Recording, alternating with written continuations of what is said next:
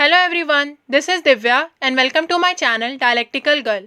और आज की इस वीडियो में हम सॉल्व करेंगे AIBE के प्रीवियस ईयर के कुछ और क्वेश्चंस। हमने अपनी प्रीवियस वीडियो में 50 क्वेश्चंस को सॉल्व किया था और आज की इस वीडियो में हम उसी के आगे से कंटिन्यू करके टोटल 100 क्वेश्चंस को सॉल्व करेंगे। मैंने और भी कई इंपॉर्टेंट टॉपिक्स पर वीडियोज़ बनाई हुई हैं। अगर आपने मेरी प्रीवियस वीडियोज़ नहीं देखी हैं तो वो आप मेरा चैनल विजिट करके देख सकते हैं या फिर मेरी प्लेलिस्ट में जाकर देख सकते हैं। और अगर आपको मेरी वीडियोस पसंद आती हैं तो मेरी वीडियोस को लाइक करिएगा, अपने व्यूज़ कमेंट करिएगा, वीडियोस को अपने फ्रेंड्स के साथ शेयर करिएगा और हाँ, मेरे चैनल को सब्सक्राइब ज़रूर करिएगा। तो चलिए बिना किसी देरी के ये वीडियो स्टार्ट करते हैं। Question 51, under the provision of the code of criminal procedure 1973, A. Summons can be oral. B. Summons cannot be served on corporate entities. C. Summons are either for appearance or for producing a document or thing. D. Summons can be served to servants in case the person on whose name summons are made cannot be found. तो इसका correct answer है C. Summons are either for appearance or for producing a document or thing. Question 52. Every person who is a member of a defense service or hold any civil post under the union holds office during the pleasure of the dash. A. Prime Minister. B. President. C. Council of Minister. D. Both A and B. तो इसका correct answer है B. President. Question 53. An arbitration proceeding is A. Judicial proceeding. B. Quasi-judicial proceeding. C. Administrative proceeding. D. None of the above. तो इसका correct answer है B. Quasi-judicial proceeding. Question 54. What is ad hoc arbitration? A. It is a proceeding administered by the parties themselves with rules created solely for that specific case. B. Parties make their own arrangement with respect to all aspects of the arbitration, including the laws and rules. C. The seal of arbitration, the language, and the scope and issues to be resolved by means of arbitration. D. A, B and C all are correct. तो इसका correct answer है option D, A, B and C all are correct. Question 55. Civil procedure code का कौन सा section mesne profit को define करता है? A. Section 2 subsection 4. B. Section 2 subsection 14. C. Section 2 subsection 6. D. Section 2 subsection 12. तो इसका correct answer है D. Section 2 subsection 12. Question 56. इनमें से कौन सी डेट पर हिंदू मैरिज एक्ट 1955 ऑपरेशन में आया? A. 18 मई 1955. B. 17 जून 1955. C. 22 मई 1955. D. 18 जून 1955. तो इसका करेक्ट आंसर है A. 18 मई 1955. Question 57. Which of the following properties will Section 30 of the Hindu Succession Act 1956 govern?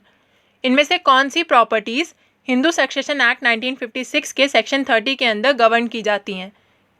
पहली तारवत, दूसरी तवाज़ी, तीसरा कुटुंब, चौथा कवारू, पांचवा इलोम. अब हम ऑप्शंस देखते हैं. Option A first, third and fifth. B second, fourth and fifth. C first and second. या फिर D all of the above. तो इसका करेक्ट आंसर है D all of the above. Question 58. An advocate is under an obligation to uphold the rule of law and ensure that the public justice system is enabled to function at its full potential. Any violation of the principle of professional ethic by an advocate is unfortunate and unacceptable. Ignoring even a minor violation, misconduct, militates against the fundamental foundation of the public justice system. It was said in A. Hikmat Ali Khan versus Ishwar Prasad Arya. B. OP Sharma versus high court of Punjab and Haryana. C. LD Jaikwal versus state of Uttar Pradesh. D. Shamsher Singh Bedi versus high court of Punjab and Haryana. तो इसका correct answer है B. OP Sharma versus high court of Punjab and Haryana 2011 6 SCC 86. Question 59. Companies act 2013 के section 8 के provisions किस चीज़ से relate करते हैं? A. Incorporation of company. B. Formation of companies with charitable objects etcetera. C. Effect of registration. D. Effect of memorandum and articles.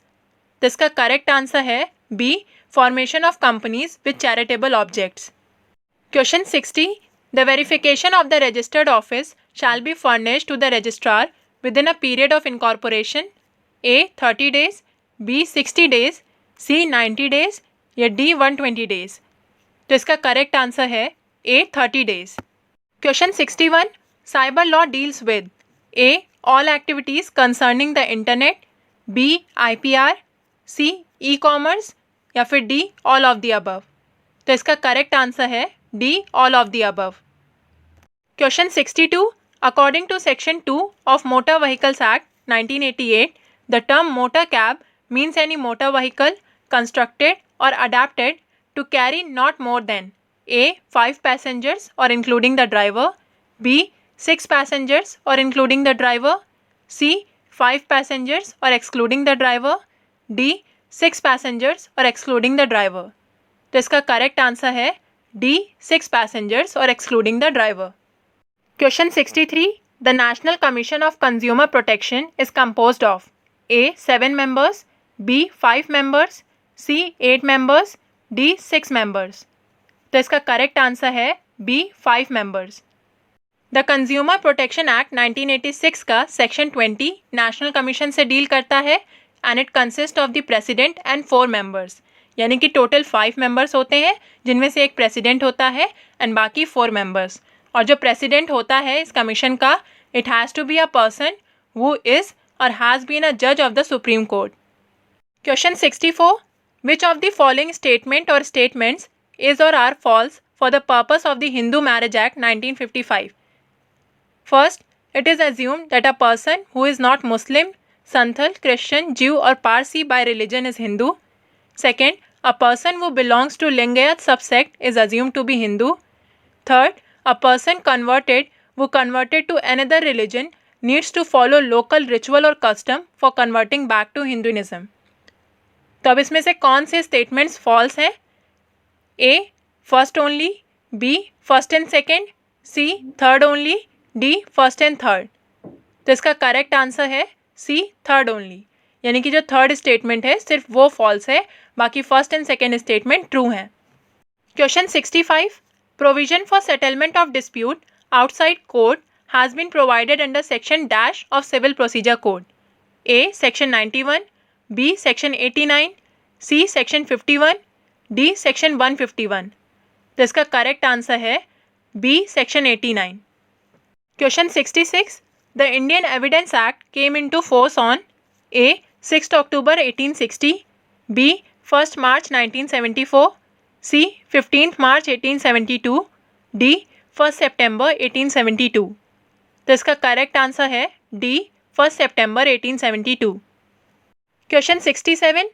According to the provisions of Article 315 of the Indian Constitution, first, there shall be a public service commission for the union and a public service commission for each state. Second, the public service commission for the union, if requested to do by the governor of a state, may, with the approval of the president, agree to serve all or any of the needs of the state. Which of the above statement is or are correct? A. Only one, B. Only second, C. First and second, D. None of them. तो इसका correct answer है C. First and second. यानी कि दोनों ही statements correct हैं. Question 68. Hindu adoption and maintenance act 1956 का कौन सा सेक्शन अमाउंट ऑफ मेंटेनेंस से डील करता है? A. Section 21, B. Section 22, C. Section 23, D. Section 24. तो इसका करेक्ट आंसर है C. Section 23. Question 69. In which of the following case the supreme court first of all made an attempt to look into the question regarding the extension of the right to life to the right to health and other hygienic conditions? A. The Rural Litigation and Entitlement Kendra versus State of Uttar Pradesh, B. MC Mehta versus Union of India, C. V. Lakshmipati versus State of Karnataka, D. F.K. Hussain versus Union of India. तो इसका correct answer है A. The Rural Litigation and Entitlement Kendra versus State of Uttar Pradesh. Question 70. Basel Convention is associated with which one of the following? A. International trade in endangered species of wild flora and fauna, B. Climate change, C. Protection of ozone layer, D. The control of transboundary movement of hazardous waste and their disposal. तो इसका correct answer है D, the control of transboundary movement of hazardous waste and their disposal. Question 71, cyber crime is dash in nature, A tangible, B intangible, C of mental violence, D none of the above. तो इसका correct answer है B intangible। Question 72, health and education cess is applicable to A all assessees, B all assessees except company, C individual या HUF, D company only. तो इसका correct answer है A all assessees. Question 73, contractual liability arises where A there is offer and acceptance only, B there is intention to create legal relation, C there is loss to one party, D the loss of one party is the gain of other party. तो इसका correct answer है B, there is intention to create legal relation. Question 74, the rule of strict liability is based on the decision in A Donoghue versus Stevenson, B Holmes versus Ashford, C Rylands versus Fletcher, D none of the above. तो इसका correct answer है C, Rylands versus Fletcher. Question 75, the rule of last opportunity was laid down in A Davies versus Mann, B state of Andhra Pradesh versus Rangana, C Nugent versus Smith, D Kalavati versus state of Himachal Pradesh. तो इसका correct answer है A Davies versus मान।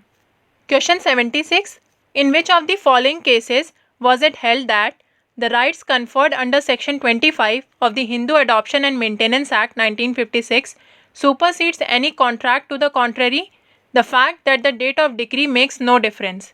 A. Surendra Bal versus Supaiya, B. Mukesh Teli versus Bharti Teli, C. Sesi Ammal versus Thayyu Ammal, D. Lakshmi versus Krishna। तो Hindu adoption and maintenance act 1956 का section 25 deal करता है amount of maintenance may be altered on change of circumstances, and इसका correct answer है C, Sesi Ammal versus Thayyu Ammal. Question 77, the phrase file a PIL ostensibly in public interest but in fact to serve personal or private interest means A. Filing PIL for protection of only public interest, B. Filing PIL for protection of both public and private interest, C. Filing PIL for protection of only private interest, D. Filing PIL alleging it to be in public interest but actually seeking protection of private interest। तो इसका correct answer है D. Filing PIL alleging it to be in public interest but actually seeking protection of private interest। Question 78, filing of frivolous PILs results in A.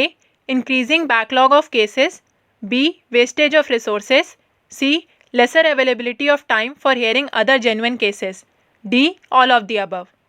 तो इसका correct answer है D. All of the above। Question 79, Z madness के influence में X को मारने की कोशिश करता है। क्या Z किसी ऑफेंस का गिल्टी है? और क्या X के पास प्राइवेट डिफेंस का वही राइट है जो कि उसके पास तब होता जब Z मैडनेस से इन्फ्लुएंस नहीं होता, यानी कि Z एक नॉर्मल कंडीशन में होता? A. Z has not committed any offense as per section 98 of IPC and same right of private defense to X if Z is mad. B. As per section 98 of IPC, X has committed an offense and no right of private defense to X. C. Z has committed an offense for not using his mind. D. None of the above। तो इसका correct answer है A. Z has not committed any offense as per section 98 of IPC, यानी कि IPC के section 98 के तहत Z ने कोई भी ऑफेंस कमिट नहीं किया है क्योंकि वो मैडनेस से इन्फ्लुएंस था। And same right of private defence to X if Z is mad. और अगर X अपने प्राइवेट डिफेंस का राइट जो है वो एक्सरसाइज करता है Z के अगेंस्ट, भले ही Z मैड है तो भी उसे कोई भी ऑफेंस का गिल्टी नहीं माना जाएगा क्योंकि उसे प्राइवेट डिफेंस का जो राइट है वो दिया जाएगा। Question 80, admission can be broadly categorised into A. Judicial, B. Extra judicial, C. Either A and B, D. Both A and B। तो इसका करेक्ट आंसर है D. Both A and B। Question 81, section 66 Indian evidence act lays down A. A notice must be given before secondary evidence can be received under section 65A of Indian Evidence Act. B. Notice to produce a document must be in writing. C. Order 11, Rule 15 of Civil Procedure Code prescribes the kind of notice to produce a document. D. All of them. तो इसका correct answer है D. All of them. Question 82. Maxim res ispa loquitur means A. The thing speaks for itself. B. Where there is right, there is remedy. C. Where there is remedy, there is right. D. Where there is no fault, there is no remedy. तो इसका correct answer है A. The thing speaks for itself. Question 83. Any private person may arrest any person who. कोई भी private person किसी person को arrest कर सकता है जो कि commits non bailable offence in his presence, जिसने उसकी प्रेजेंस में नॉन बेलेबल ऑफेंस कमिट किया हो. बी. जिसने उसकी प्रेजेंस में नॉन बेलेबल ऑफेंस और कॉग्निजेबल ऑफेंस कमिट किया हो. सी. जिसने उसकी प्रेजेंस में कोई कंपाउंडेबल ऑफेंस कमिट किया हो. या फिर डी. जिसने उसकी प्रेजेंस में कोई ऑफेंस कमिट किया हो और वो एक प्रोक्लेम्ड ऑफेंडर हो. तो इसका करेक्ट आंसर की के हिसाब से है option D, commits offence in his presence और is a proclaimed offender. But अगर हम CRPC के सेक्शन 43 को देखें जो कि अरेस्ट बाय प्राइवेट पर्सन से डील करता है, तो उसमें हमें कहा गया है any private person may arrest और cause to be arrested any person who in his presence commits a non bailable and cognizable offence और एनी प्रोक्लेम्ड ऑफेंडर. यानी कि इस क्वेश्चन का जो आंसर है वो ऑप्शन डी के साथ साथ ऑप्शन बी भी है. ओके तो ये थोड़ा सा कंफ्यूजिंग क्वेश्चन है बिकॉज आंसर की के हिसाब से तो ऑप्शन डी सही है, बट अगर हम CRPC के सेक्शन 43 को देखें तो उसमें ये बात कही गई है कि कोई भी प्राइवेट पर्सन किसी पर्सन को अरेस्ट कर सकता है अगर वो उसकी प्रेजेंस में कोई नॉन बेलेबल ऑफेंस कमिट करता है और कोई कॉग्निजेबल ऑफेंस कमिट करता है. Question 84. How long a warrant of arrest shall remain in force. यानी कितने समय के लिए एक वारंट ऑफ अरेस्ट फोर्स में रहेगा. A. 6 years, B. 10 years, C. 12 years या फिर D. until executed और कैंसिल. CRPC के सेक्शन 70 में हमें form of warrant of arrest and duration के बारे में बताया गया है एंड इसका करेक्ट आंसर है D. until executed और कैंसिल. जब तक कि वो वारंट ऑफ अरेस्ट एग्जीक्यूट नहीं हो जाता है या फिर कैंसिल नहीं कर दिया जाता है तब तक वो फोर्स में रहेगा. Question 85. Rate of additional depreciation will be dash under section 32 Indian Income Tax Act. A. 10%, B. 20%, C. 15% या D. 30%. तो इसका करेक्ट आंसर है B. 20%. Question 86. The committee which led to the passing of the Criminal Law Amendment Act 2013 was headed by A. Justice Dalveer Bhandari, B. Justice Altamas Kabir, C. Justice J.S. Verma, D. Justice A.S. Anand. तो इसका correct answer है C. Justice J.S. Verma. Question 87. Under the scheme of criminal procedure code non cognizable offence are A. Public wrongs, B. Private wrongs, C. Both public and private wrongs या फिर D. None of the above. तो इसका correct answer है B. Private wrongs. Under the scheme of criminal procedure code non cognizable offences are private wrongs. Question 88. A discrimination against a man or a woman only on grounds of dash would be violative of Article 15, Clause 1. A. Sex, B. Remuneration, C. Place of birth या D. Religion. तो इसका correct answer है A. Sex. A discrimination against a man or a woman only on grounds of sex would be violative of Article 15, Clause 1. Question 89. जनवरी 22, 1947 को constituent assembly ने जो objective resolution adopt किया था वो किसके द्वारा ड्राफ्ट किया गया था. A. Jawaharlal Nehru, B. Doctor B.R. Ambedkar, C. Doctor Rajendra Prasad, D. B.N. Rao. तो इसका करेक्ट आंसर है A. Jawaharlal Nehru.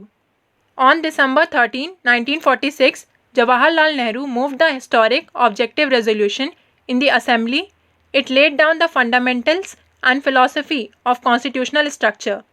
This resolution was unanimously adopted by the Assembly on January 22, 1947. Question 90. कौन से प्राइम मिनिस्टर के टेन्योर के दौरान राइट टू प्रॉपर्टी को फंडामेंटल राइट्स की लिस्ट से एलिमिनेट कर दिया गया था. A. इंदिरा गांधी, B. चरण सिंह, C. राजीव गांधी, D. मोरारजी देसाई. तो इसका करेक्ट आंसर है D. Morarji Desai.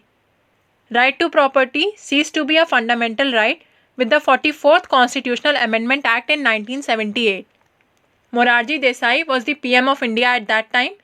It was made a constitutional right under Article 300A. Question 91. When the accused states, I will produce the share which I gave or received in such and such robbery. Which of the following are not admissible with regard to Section 25 Indian Evidence Act? First, an admission that there was a robbery. Second, an admission that the accused took part in it. Third, an admission that he got a part of the property. Fourth, a statement as to where the property is. तो इनमें से कौन सा जो statement है वो admissible नहीं होगा under section 25 Indian evidence act? A first second and third, B third and fourth, C second third and fourth, या डी ऑल ऑफ देम? तो इसका करेक्ट आंसर है option A first second and third. Question 92, the maximum limit of the members of the state bar council is A 15, B 20, C 25 या D none? तो इसका correct answer है C 25। The maximum limit of the members of the state bar council is 25। अगर किसी state bar council का electorate 5000 से कम है तो वहाँ पर 15 मेंबर्स होते हैं। अगर इट इज़ बिटवीन 5000 टू 10,000 तो 20 मेंबर्स होते हैं, and if it is more than 10,000 तो 25 मेंबर्स होते हैं। Question 93, specific relief act 1963 contains A 6 chapters and 40 sections, B 7 chapters and 42 sections, C 8 chapters and 43 sections, D 8 chapters and 44 sections? तो इसका correct answer है D 8 chapters and 44 sections. Question 94, what is the period of limitation for expeditious disposal of suit under specific relief act 1963? A 6 month, B 10 month, C 12 month, D 18 month? तो इसका correct answer है सी 12 months. Specific relief act 1963 का section 20C provides for expeditious disposal of a suit within a period of 12 months from the date of service of summons to the defendant. Question 95, a chief judicial magistrate may pass a sentence of imprisonment A not exceeding 7 years, B exceeding 7 years, C for life, D none of the above? तो इसका correct answer है A not exceeding 7 years। CRPC का section 29 sentences विच magistrate में पास से deal करता है, और इसका सबसेक्शन 1 कहता है the court of a chief judicial magistrate may pass any sentence authorised by law except a sentence of death or of imprisonment for life or of imprisonment for a term exceeding 7 years। Question 96, under civil procedure code 1908 foreign court means A a court situated outside India, B a court situated outside India and not established under the authority of Government of India, C a court situated in India applying foreign law, D all of the above? तो इसका correct answer है B a court situated outside India and not established under the authority of Government of India, और ये चीज़ हमें CPC के section 2 subsection 5 में बताई गई है। Question 97, misuse of mechanism of PILs means A filing PIL for protection of private interest, B filing PILs for oblique motive, C filing PILs only for publicity, D all of the above? तो इसका correct answer है D all of the above। Question 98, what is meant by procedural ultra vires?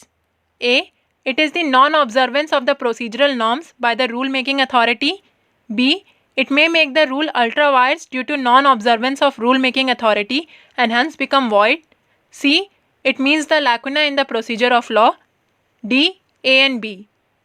तो इसका correct answer है D A and B। Question 99, the ground of error of law apparent on the face of record is connected with which of the writ? A quo warranto, B mandamus, C habeas corpus या D certiorari? तो इसका correct answer है D certiorari. Question 100, under civil procedure code find the incorrect match, यानी कि इनमें से कौन सा मैच इनकरेक्ट है? A section 5 revenue code, B section 7 provincial small causes code, C section 9 pecuniary jurisdiction of courts, D section 6 presidency small causes code? तो इसका correct answer है C section 9 pecuniary jurisdiction of courts. CPC का section 9 deal करता है courts to try all civil suits unless barred, और pecuniary jurisdiction of courts हमें section 6 के अंदर बताया गया है। So that's all for today. आज की इस वीडियो में हमने 50 मोर क्वेश्चन सॉल्व किए AIB के प्रीवियस ईयर क्वेश्चन पेपर के, और अपने आगे आने वाली वीडियोज़ में हम और भी ज़्यादा क्वेश्चन पेपर्स को सॉल्व करेंगे। आई होप आपको आज की इस वीडियो के सारे पॉइंट्स अच्छे से समझ आए होंगे और क्लियर हुए होंगे। अगर आपको कोई भी क्वेरी है तो वो आप मुझे कमेंट सेक्शन में पूछ सकते हैं। अगर आपको ये वीडियो पसंद आई है तो do like this video, share this video with your friends and yes, don't forget to subscribe to dialectical girl for more such educational content.